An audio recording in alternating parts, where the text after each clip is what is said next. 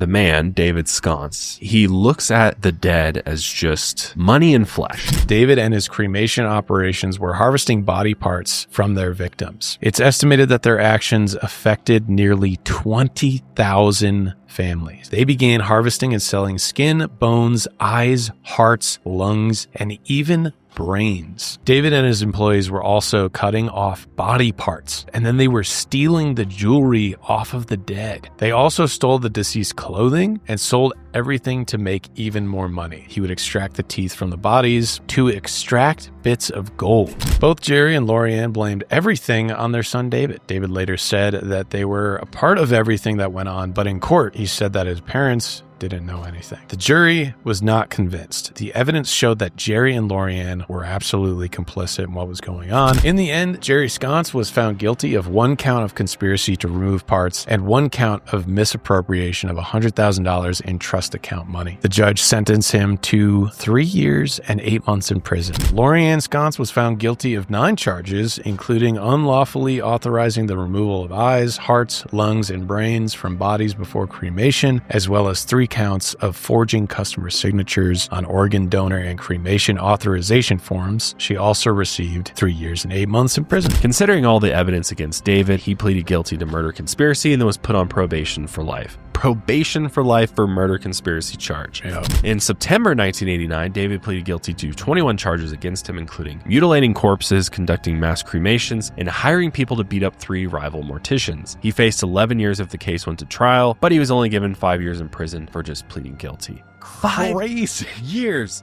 That is it for all of this. He got out after serving half of his sentence, and he kept violating his probation over the years. So in 2013, he pleaded guilty to violating his lifelong probation from the conspiracy plea deal, and he was sentenced to 25 years in prison. But of course, he got granted parole in 2023.